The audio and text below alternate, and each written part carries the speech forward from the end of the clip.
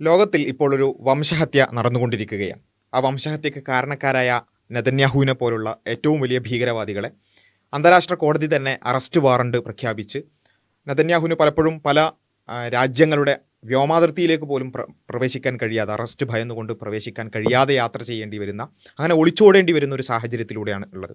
ആ നിലയ്ക്ക് ഒരു ലൈവായൊരു വംശഹത്യ നടക്കുമ്പോൾ ആ വംശഹത്യയോട് മനുഷ്യത്വമുള്ള എല്ലാവരും പ്രതികരിക്കുന്നത് എങ്ങനെയാണ് എന്ന് നമ്മൾ കണ്ടുകൊണ്ടിരിക്കുകയാണ്. മനുഷ്യത്വമില്ലാത്തവർ ആ വംശഹത്യക്ക് കൈയടിക്കുന്നതും നമ്മൾ കണ്ടുകൊണ്ടിരിക്കുകയാണ്. പക്ഷേ ഇത്തരം വിഷയങ്ങൾ മറ്റൊരു യൂണിവേഴ്സിൽ ഇരുന്നു കൊണ്ട്, അല്ലെങ്കിൽ മറ്റൊരു പാരലൽ യൂണിവേഴ്സിൽ നിന്നുകൊണ്ട് അതിനെ എങ്ങനെയാണ് ചില ആളുകൾ കൈകാര്യം ചെയ്യുന്നത് എന്നുള്ളതിൻ്റെ ഒരു ദൃശ്യമാണ് നമ്മൾ ഇന്ന് കാണുന്നതും അതൊന്ന് വിലയിരുത്തുന്നത്. അത് കണ്ടിട്ട് നമുക്കൊന്ന് റിയാക്ട് ചെയ്യാം. പലസ്തീൻകാരിൽ നമ്മൾ ഇങ്ങനെ അറിയിച്ച് ചെയ്യണമെന്നില്ലല്ലോ. നമ്മളെ അതിന് കണക്കായിട്ട് ചെയ്യുന്നുണ്ട്. പിന്നെന്ന് വെച്ചാൽ ഇവിടെ വരുന്ന അല്ലെങ്കിൽ നമുക്ക് അറിയുന്ന ആൾക്കാരിൽ പലരും പല പക്ഷത്തിലാണ്. മനസ്സിലായി, ചില ആൾ ഇസ്രായേലിന്റെ പക്കത്താണ്, ചില ആൾ പലസ്തീന്റെ പക്കത്താണ്. അപ്പൊ നമ്മൾ പബ്ലിക്കലി ഇതൊന്നും സംസാരിക്കാണ്ടിരിക്കുന്നത് നല്ലത്. മനസ്സിലായി, എന്നെ സ്നേഹിക്കുന്ന അല്ലെങ്കിൽ എന്റെ അത്രയും ക്ലോസ് ആയിട്ടുള്ള പല ആൾക്കാരും പലസ്തീനെ ഇസ്രായേലിനെ സപ്പോർട്ടാണ്. അതൊന്നും വിചാരിച്ചിട്ട് എനിക്ക് അവരെ ഒഴിവാക്കാൻ പറ്റില്ലല്ലോ. മനസ്സിലാവും, അവരെ ഉറപ്പിക്കാനും പറ്റൂല. അപ്പം അതെ, അത് എന്റെ ഉള്ളിൽ ഇരുന്നോളൂ. ഞാൻ അതിനുള്ള കാര്യങ്ങൾ എന്റെ രീതിയിൽ ഞാൻ ചെയ്യുന്നുണ്ട്. രാഷ്ട്രീയം പുറത്തല്ല, അകത്താണ്. രാഷ്ട്രീയം ഇവിടെ സംസാരിക്കാതിരിക്കുന്നതാണ് ഏറ്റവും നല്ലത്. ഓക്കെ, അപ്പോൾ ഒന്ന് ആദ്യം തന്നെ അവർ പറയുന്ന കാര്യത്തിൽ എല്ലാവരെയും കാണിച്ച് ചെയ്യേണ്ട, നമ്മൾ അതിൻ്റെതായിട്ടുള്ള കാര്യങ്ങൾ ചെയ്യുന്നുണ്ടെന്ന് പറഞ്ഞാൽ അതിപ്പോൾ ഫലസ്തീനുമായിട്ട് ബന്ധപ്പെട്ട ഡൊണേഷൻസ് കൊടുക്കുന്നുണ്ടാവാം, വേറെ കാര്യങ്ങളൊക്കെ ഇടപെടുന്നുണ്ടാവാം, നമുക്കറിയില്ല, നമ്മളാരെയും ജഡ്ജ് ചെയ്യുന്നില്ല. അത് ചെയ്യുന്നതുകൊണ്ടായിരിക്കാം അത്തരത്തിലൊരു സ്റ്റേറ്റ്മെൻറ്റ് പറയുന്നത്. ഫലസ്തീൻ്റെ ഒപ്പം തന്നെയാണെന്നാണ്, മനസ്സുകൊണ്ടും കാര്യങ്ങളൊക്കെ അങ്ങനെ തന്നെയാണെന്നാണ് ഇപ്പോൾ വർത്തമാനത്ത് നമുക്ക് മനസ്സിലാക്കാൻ പറ്റുന്നത്. പക്ഷേ ആ പ്രയോഗത്തിലും ആ സംസാരത്തിലും ഒക്കെ ഉള്ള ഒരുപാട് അപകടകരമായിട്ടുള്ള ഒരുപാട് വിഷയങ്ങളുണ്ട്. ഏറ്റവും പ്രധാനപ്പെട്ട കാര്യം എന്ന് വെച്ചാൽ, ഒരു 2 മില്യണിലധികം ഫോളോവേഴ്സ് ഉള്ളൊരു വ്യക്തിയാണ്. ഈ 2 മില്യൺ അല്ലെങ്കിൽ 20 ലക്ഷത്തിലധികം ആളുകൾ എന്ന് പറഞ്ഞാൽ ഭൂരിഭാഗവും ജെൻ ആൽഫയാണ്, അല്ലെങ്കിൽ ജെൻസിയുടെ സെക്കൻഡ് ഹാഫാണ്, ഏറ്റവും പുതിയ ജനറേഷനാണ്. ഈ പുതിയ ജനറേഷനിലെ ആളുകളുടെ കൂടുതൽ സബ്സ്ക്രിപ്ഷൻ കിട്ടിയ, അവരുടെ കൂടുതൽ ഫോളോവിങ് കിട്ടിയ ആളാണ്. അപ്പോൾ ഈ ആൾ, അല്ലെങ്കിൽ ഇങ്ങനത്തെ ആളുകളുടെ ഒരു യൂണിവേഴ്സ്, അവരുടേതായ ഒരു ചേംബർ, അവരുടേതായ ഒരു ലോകം, അവിടെ പരിഗണിക്കപ്പെടുന്ന വിഷയങ്ങൾ, അവിടെ തിരഞ്ഞെടുക്കുന്ന വിഷയങ്ങൾ, അവിടെ ഹയറാർക്കിക്കലി സ്ഥാനപ്രകാരം മുകളിൽ വെക്കുന്ന വിഷയങ്ങൾ, താഴേക്ക് മാറ്റി വെക്കുന്ന വിഷയങ്ങൾ, ഈ വിഷയങ്ങളുടെ ഒരു ക്രമം നമ്മൾ പരിശോധിച്ച് കഴിഞ്ഞാൽ വളരെ അപകടകരമായ ട്രെൻഡ് നമുക്ക് കാണാൻ കഴിയും. അവിടെ പറയുന്നുണ്ട്, രാഷ്ട്രീയം വേണ്ടത് ഉള്ളിലാണ്, രാഷ്ട്രീയം വേണ്ടത് അകത്താണ്, അത് പുറത്തേക്ക് പറയേണ്ടതില്ല. രാഷ്ട്രീയമുണ്ടോ? രാഷ്ട്രീയം പുറത്താണ് വേണ്ടത്. രാഷ്ട്രീയമുണ്ടോ? അത് പ്രകടിപ്പിക്കുകയാണ് വേണ്ടത്. രാഷ്ട്രീയമുണ്ടോ? ആ രാഷ്ട്രീയത്തിനനുസരിച്ചുള്ള പ്രതികരണങ്ങൾ ഉണ്ടാവുകയാണ് വേണ്ടത്. അവിടെ അരാഷ്ട്രീയത്തിന് ഭയങ്കര ട്രെൻഡായി. കുറച്ച് കാലം മുമ്പ് വരെ അത് കുറച്ചും കൂടി സിവിയർ ആയിരുന്ന പ്രശ്നം ഇപ്പോൾ വല്ലാതെ കാണുന്നുണ്ടായിരുന്നില്ല. പക്ഷേ ഇപ്പോൾ വീണ്ടും ഇത്തരത്തിൽ പ്രധാനപ്പെട്ട വിഷയങ്ങൾ നമുക്ക് കൂടുതൽ കാണാൻ കഴിയും. രാഷ്ട്രീയം എന്ന് പറയുന്ന വിഷയത്തെ എന്തോ മോശമായിട്ടും അരാഷ്ട്രീയവാദത്തെ ഭയങ്കര മഹത്തരമായിട്ടും, ഇപ്പോഴത്തെ പിള്ളേർക്ക് രാഷ്ട്രീയമില്ല എന്നുള്ളതിനെ ഭയങ്കര സംഭവമായിട്ട് പറഞ്ഞിരുന്ന മുമ്പത്തെ ചില ക്ലിപ്പുകളൊക്കെ വൈറലായിട്ടുള്ളതൊക്കെ ഉണ്ടായിരുന്നു. അതിനൊക്കെ വളരെ വിമർശനാത്മകമായിട്ട് നമ്മൾ സമീപിച്ചാണ്. അപ്പോൾ രാഷ്ട്രീയമില്ലാതിരിക്കുന്നത് അടിപൊളിയും, അരാഷ്ട്രീയമാകുന്നതും, രാഷ്ട്രീയമായ നിലപാടും പക്ഷവും പിടിക്കാതിരിക്കുന്നതും ചേരാതിരിക്കുന്നതും വളരെ നല്ലൊരു കാര്യമായിട്ടും കാണുന്ന ഒരു ട്രെൻഡ്, അല്ലെങ്കിൽ അങ്ങനെ കണ്ടുകൊണ്ടിരിക്കുന്ന ഒരു യൂണിവേഴ്സ് ഉണ്ടെന്നുള്ളത് ആദ്യമായിട്ടാണ് മനസ്സിലാക്കണം. എന്നിട്ട് ആ യൂണിവേഴ്സ് നമുക്ക് ആ തരത്തിൽ ഡീൽ ചെയ്യാൻ പറ്റും. ഒന്നാമത് മനസ്സിലാക്കേണ്ടത്, രാഷ്ട്രീയം എന്ന് പറയുമ്പോൾ നമ്മൾ നേരെ ഒരു പാർട്ടി എന്നുള്ളതല്ല എടുക്കേണ്ടത്.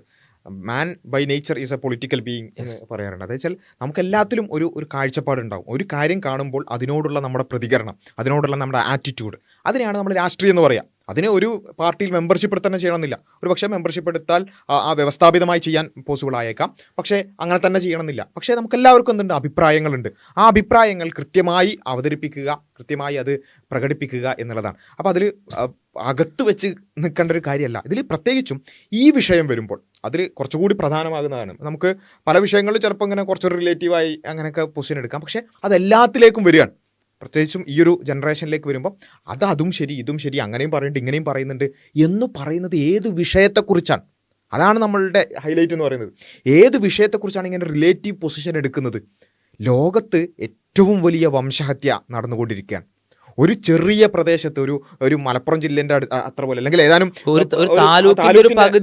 പകുതി പോലും വരാത്ത അത്രയും ചെറിയൊരു സ്ഥലത്ത് നിരന്തരം ബോംബുകൾ വർഷിപ്പിച്ചുകൊണ്ടിരിക്കുക.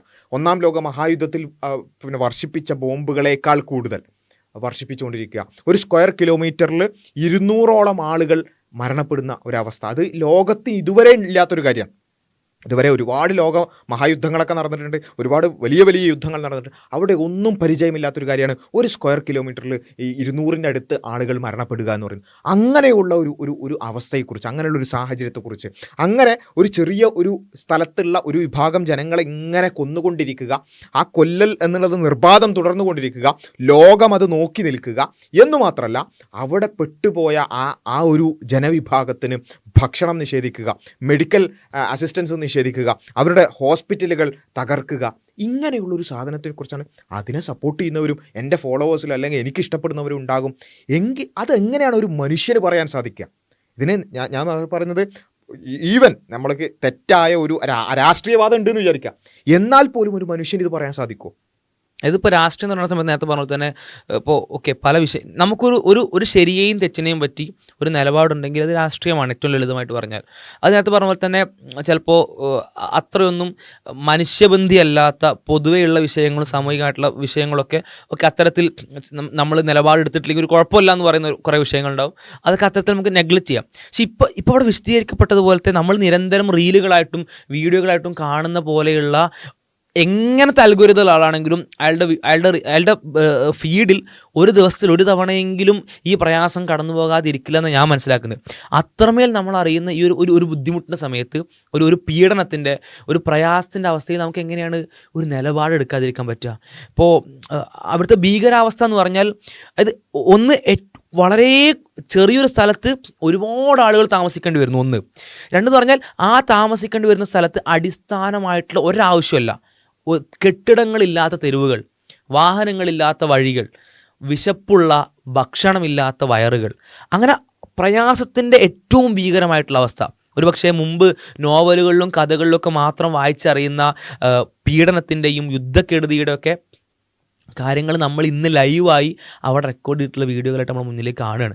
നേരത്തെ പറഞ്ഞ പോലെ തന്നെ രണ്ടാം ലോക മഹായുദ്ധത്തിൽ ലോകം കണ്ട ഏറ്റവും വലിയ യുദ്ധപരമ്പരയിൽ അതിലേറ്റവും വലിയ കക്ഷിയായിട്ടുള്ള ജർമ്മനിയുടെ വലുപ്പം എന്ന് പറഞ്ഞാൽ ഗസയുടെ ഒരു 100 ഇരട്ടിയെങ്കിലും ഉണ്ടാവും.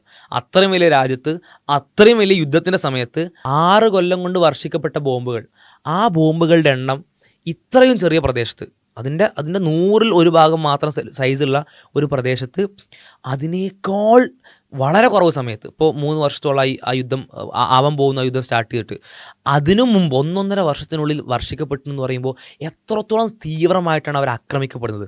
നേരത്തെ പറഞ്ഞാൽ ഭക്ഷണം നിഷേധിക്കപ്പെടുകയാണ്, വിശന്നിട്ട് ആളുകൾ മരിക്കുകയാണെങ്കിൽ ഒന്ന് ആലോചിക്കും, മരിച്ചു കിട്ടുന്നത് വരെ വിശപ്പ് അനുഭവിക്കുന്നൊരവസ്ഥ. ഒരുപക്ഷെ ഇന്ന് വൈകുന്നേരം ഭക്ഷണം കഴിക്കുമെന്ന് ഉറപ്പിൽ നോമ്പെടുക്കുന്ന നമുക്ക് ചില ദിവസങ്ങളിലൊക്കെ വിശപ്പിൻ്റെ തീവ്രത കൂടുമ്പോണ്ടാകുന്ന പ്രയാസം നമുക്കറിയാം. അത് ഉറപ്പാണ്. എനിക്ക് ഇൻഷാല്ലാ ഈ മഗ്‌രിബിക്ക് ശേഷം ഭക്ഷണം കിട്ടും, അത്രയും നല്ല ഭക്ഷണം കഴിച്ചുകൊണ്ട് എന്ത് ചെയ്യാം, ഈ വിശപ്പിനെ മാറ്റുന്ന ഉറപ്പാണ്. ആ ഉറപ്പുള്ള അവസ്ഥയിൽ പോലുള്ള വിശപ്പിൻ്റെ പ്രയാസം നമുക്കറിയാം. ഇനി എന്ന് ഭക്ഷണം കിട്ടുമെന്ന് അറിയാതെ ഈ ഭക്ഷണം കിട്ടാത്ത അവസ്ഥ, അല്ലെങ്കിൽ ഈ വിശപ്പ് എന്നെ മരണത്തിലേക്ക് പോലും കൊണ്ടുപോയി എത്തിക്കുമോ എന്ന് പേടിക്കുന്ന, അങ്ങനെ ഭയപ്പെടുന്ന, ആ ഡെപ്തിൽ, ആ ആഴത്തിൽ വിശപ്പ് അനുഭവിക്കുന്ന ആളുകൾ, ആ വിശന്നുകൊണ്ട് മരിക്കുന്നതിൻ്റെ ഏറ്റവും അവസാന നിമിഷങ്ങളെ പറ്റിയൊക്കെ ആലോചിക്കാൻ, വിശന്നിങ്ങനെ മരിച്ചുകൊണ്ടിരിക്കുകയാണ്. ആ ഒരു തീവ്രത, ആ ഒരു പ്രയാസത്തിൻ്റെ കാഠിന്യം ആലോചിക്കാൻ, ഇങ്ങനെ മരിച്ചു വീഴുന്ന ആളുകൾ നമ്മൾ കാണുകയാണ്. തൻ്റെ മകൾ മരിച്ചു വീഴുന്നത് കാണേണ്ടി വരുന്ന ഉമ്മനും ഉപ്പനും കാണുകയാണ്. തൊണ്ട നനക്കാൻ വെള്ളം ആഗ്രഹിക്കുന്ന, ആ ഒരു ഇറ്റ് വെള്ളം കൊണ്ടെങ്കിലും തൊണ്ട നനഞ്ഞു കഴിഞ്ഞാൽ അങ്ങേയറ്റം ജീവിതത്തിൽ നമ്മൾ ഇന്ന് അനുഭവിക്കുന്ന എന്തൊക്കെയോ സുഖങ്ങളുണ്ടല്ലോ, ആ സുഖങ്ങളുടെ ഒരു 10,000 ഇരട്ടി സുഖം ലഭിക്കുന്നൊരവസ്ഥയിൽ തൊണ്ട നനക്കാൻ വേണ്ടി ഒരു ഗ്ലാസ് വെള്ളം കിട്ടുമ്പോൾ ആ വെള്ളം കുടിക്കാതെ, അത്രമേൽ പ്രയാസത്തിൽ പോലും ആ വെള്ളം കുടിക്കാതെ തൻ്റെ മക്കളുടെ മുന്നിലേക്ക് നീക്കി വെക്കേണ്ടി വരുന്ന മാതാപിതാക്കൾ, അവർ കുടിക്കുന്നത് കണ്ട് ദാഹത്തോടു കൂടി സമാധാനപ്പെടേണ്ടി വരുന്ന ആളുകൾ, തൻ്റെ മക്കൾ മരിച്ചു വീഴുമ്പോൾ അവരുടെ വായിലേക്കൊരു ചെറിയ നനവെങ്കിലും വെച്ച് കൊടുക്കാൻ പറ്റാത്തത് കൊണ്ട് വിഷമിക്കുന്ന, സങ്കടപ്പെടുന്ന, അഗാധമായ ദുഃഖം അനുഭവിക്കുന്ന ആളുകൾ, ഇങ്ങനത്തെ ആളുകളെ ഭക്ഷണമുണ്ടെന്ന് പറഞ്ഞുകൊണ്ട് ഭക്ഷണം കൊടുക്കാൻ വേണ്ടി ക്യാമ്പുകളിലേക്ക് വിളിച്ചു വരുത്തുക. അങ്ങനെ ക്യാമ്പുകളിലേക്ക് വിശന്ന് വലഞ്ഞിട്ട് കാലിപാത്രം പിടിച്ചിട്ട് ഈ ഭക്ഷണത്തിന് വേണ്ടി കാത്തു നിൽക്കുന്ന വേളയിൽ ഈ ഭക്ഷണം അവർക്ക് കൊടുക്കാൻ വേണ്ടി കാത്തു നിർത്തിയ ആ ക്യൂവിൻ്റെ ഇടയിൽ, ആ ക്യൂവിൻ്റെ ഉള്ളിൽ, ആ ക്രൗഡിൻ്റെ ഉള്ളിൽ വിശന്ന് ബുദ്ധിമുട്ടി നിൽക്കുന്ന ആളുകൾക്കിടയിൽ ബോംബ് വർഷിക്കുക. അങ്ങനെ ബോംബ് ഇട്ടിട്ട് ഭക്ഷണം തരാമെന്ന് പറഞ്ഞ് വിളിച്ചു വരുത്തിയിട്ട് അവരെ കൊല്ലുക. ഇങ്ങനത്തെ തീവ്രമായ ക്രൂരഭാവങ്ങൾ കാണിക്കുമ്പോൾ ഇതിനും 2 പക്ഷമുണ്ട് കേട്ടോ. ഇതിന് രണ്ട് അഭിപ്രായം ഉണ്ട് കേട്ടോ. ഇത് കൊല്ലുന്നത് ശരിയാണെന്ന് പറയുന്ന കുറച്ച് ആൾക്കാരുണ്ട് കേട്ടോ. ഈ ചെറിയ കുട്ടികളെ കൊല്ലാന്ന് പറയുന്ന കുറച്ച് ആൾക്കാരുണ്ട് കേട്ടോ. ആ കൊല്ലാന്ന് പറയുന്നത് ന്യായീകരണം പറയുന്ന കുറച്ച് ആൾക്കാരുണ്ട് കേട്ടോ. ആ ന്യായീകരണം പറയുന്നതിന് കുറച്ച് പോയിൻ്റൊക്കെ ഉണ്ട്, അതിൽ കുറച്ച് വാലിഡിറ്റി ഒക്കെ ഉണ്ട്, അതിൽ അവർക്കും കുറച്ച് ആർഗ്യുമെൻ്റ് ഒക്കെ ഉണ്ട്. എന്ന് പറയുന്നതിനേക്കാൾ തീവ്രമായ വൃത്തികേട്, അശ്ലീലം മറ്റെന്താണുള്ളത്? അരാഷ്ട്രീയം എന്നൊക്കെ പറഞ്ഞാൽ ചിലപ്പോൾ ഇത് കുറഞ്ഞു പോകും. അതിനേക്കാൾ മോശമായിട്ടുള്ള വർത്താനാണിത്. ഒരുപക്ഷെ ആ ലൈവ് സ്ട്രീമിൻ്റെ ഇടയിൽ ആ യൂണിവേഴ്സിൻ്റെ വിഷയങ്ങളിൽ ഇതൊരു വിഷയമാവില്ലായിരിക്കാം. അവരെ സംബന്ധിച്ച് ഇത് വളരെ ലാഘവത്തോടുകൂടി തള്ളിക്കളയേണ്ട ഏതോ രാഷ്ട്രീയ തർക്കങ്ങൾ പോലത്തെ, കതറിട്ട രണ്ടാളുകൾ തമ്മിലുള്ള തർക്കം പോലെ, ഒരാൾ മറ്റൊരാളുടെ അധികാരത്തിന് മുകളിൽ കയറുന്നതുകൊണ്ടുള്ള അസൂയ പോലത്തെ എന്തെങ്കിലും വിഷയങ്ങളാവാം. ആ രാഷ്ട്രീയത്തിൻ്റെ ആ രാജ്യത്തിൻ്റെ നേതാവ് ഇത് പറയുന്നു, ഈ രാജ്യത്തിൻ്റെ നേതാവ് ഇത് പറയുന്നു, അത് തമ്മിലുള്ള തർക്കമാണ്. അങ്ങനത്തെ ഒരു തർക്കമാവാം അവർക്ക്.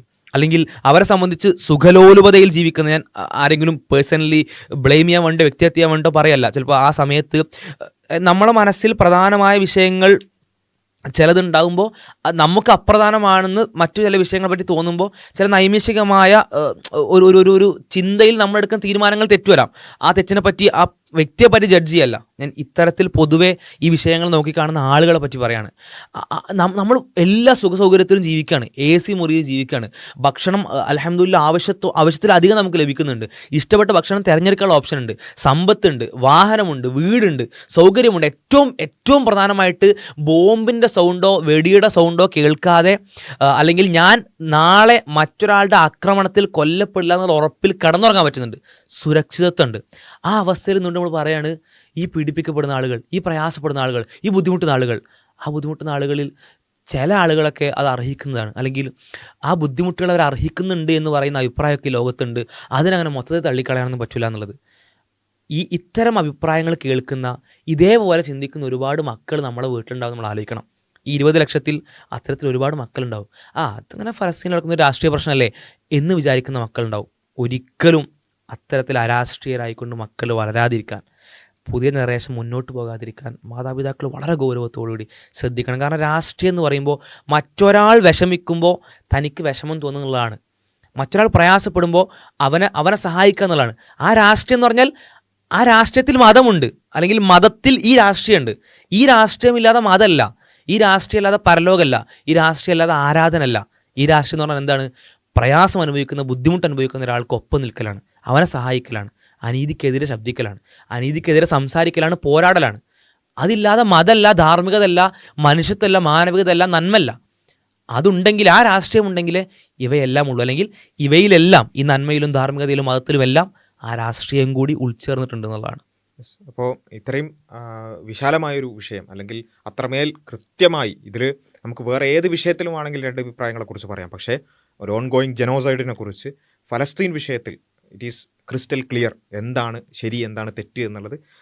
ഒന്ന് ആലോചിച്ച് നോക്കുക. ഇത്രയും കുട്ടികളെ കൊല്ലുന്നത് ശരിയാണെന്ന് വിശ്വസിക്കുന്നവരുണ്ടെങ്കിൽ ആ വിശ്വസിക്കുന്നവരെക്കുറിച്ച് നമ്മളിങ്ങനെ ആലോചിക്കുക എന്നുള്ളതല്ലാതെ അങ്ങനെയുള്ളവരുണ്ട്. അതുകൊണ്ട് നമുക്ക് അങ്ങനെ വല്ലാതെ ഫലസ്തീന് വേണ്ടി സംസാരിക്കേണ്ടതില്ല എന്ന പൊസിഷനാണോ വേണ്ടത്? എങ്ങനെ ഒരു 0 ഏജിലുള്ള ആയിരക്കണക്കിന് കുട്ടികളാണ് കൊല്ലപ്പെട്ടത്. ബാക്കിയൊക്കെ പോട്ടെ, ബാക്കി 1 വയസ്സുള്ള കുട്ടി വരെ ഹമാസാണെന്ന് വിചാരിക്കുക. 0 ഏജിലുള്ള ആയിരക്കണക്കിന് കുട്ടികളാണ് കൊല്ലപ്പെട്ടത്. അതിന് എന്ത് ന്യായീകരണമാണ് ഈ നരഭോജികൾ കൊടുക്കുക? അതിന് അങ്ങനെയുള്ള 0 ഏജിലുള്ള കുട്ടികളടക്കം, അല്ലെങ്കിൽ 5 വയസ്സിന് താഴെയുള്ള 10,000-കണക്കിന് കുട്ടികളെ കൊല്ലുമ്പോൾ ആ 10,000-കണക്കിന് കുട്ടികളെ കൊല്ലുന്നതിന് ന്യായമുണ്ടെന്ന് വിചാരിക്കുന്നവരുണ്ടെങ്കിൽ അത് നമ്മളൊക്കെ കാര്യമായിട്ട് ഇരുന്ന് ആലോചിക്കേണ്ട ഒരു വിഷയമല്ല. എന്താ ഇവർ ഇത്രമാത്രം ഒരു മനുഷ്യത്വരഹിതരായി പോയി എന്ന് വിചാരിക്കേണ്ട ഒരു കേസാണ്. ആ ഗെയിമിങ്ങും സ്ട്രീമും ഒക്കെ നിർത്തിവെച്ചിട്ട് ഇരുന്ന് ആലോചിക്കേണ്ട കേസാണത്. അപ്പോൾ അങ്ങനെ ആ രൂപത്തിലേക്ക് ചിന്തിക്കുന്നതിന് പകരം അങ്ങനെയുള്ളവരുണ്ട്, കുട്ടികളെ കൊല്ലാന്ന് പറയുന്നവരുണ്ട്. അവർ എൻ്റെ അടുത്ത ഫ്രണ്ട്സാണ് എന്ന് പറയുകയല്ല വേണ്ടത്. ഇതൊരിക്കലും വളരെ ബോധപൂർവം അങ്ങനെ ചെയ്തായിരിക്കില്ല. പക്ഷേ ആ രൂപത്തിൽ കൂടിയൊക്കെ ചിന്തിക്കുക എന്നുള്ളതാണ് നമ്മളൊരു ആ നിലക്കുള്ളൊരു സെലിബ്രേഷൻ, അത്തരത്തിലുള്ളൊരു എൻജോയ്മെൻറ്റ്, അതിൽ മുങ്ങിക്കടന്നുകൊണ്ട് ഈ റിയാലിറ്റികളെ മറക്കുന്ന, അല്ലെങ്കിൽ റിയാലിറ്റിയെ മാസ്ക് ചെയ്യുന്ന അവസ്ഥയിലേക്ക് നമ്മൾ പോകരുത് എന്നുള്ളതാണ്. പ്രത്യേകിച്ചും കുട്ടികളോട് അത്തരം കാര്യങ്ങളെക്കുറിച്ച് സംസാരിക്കാനും കൂടുതൽ അത്തരം വിഷയങ്ങൾ അവരെക്കുറിച്ച് അവരതിൽ അപ്ഡേറ്റഡ് ആക്കാനും നമ്മൾ എല്ലാവരും ശ്രദ്ധിക്കേണ്ടതുണ്ട് എന്നുള്ളതിൻ്റെ ഒരു തെളിവായിക്കൊണ്ടാണ് ഈ ഒരു വിഷയത്തെ നമ്മൾ എടുത്തിട്ടുള്ളത്. ഇൻഷാ അല്ലാഹ് ഇത്തരം വിഷയങ്ങൾ കൂടുതലായി നമുക്ക് ചർച്ച ചെയ്യാം. ഈ ഒരു ചാനൽ സബ്സ്ക്രൈബ് ചെയ്യുക. വീണ്ടും കാണുന്നവരെ അസ്സലാമു അലൈക്കും.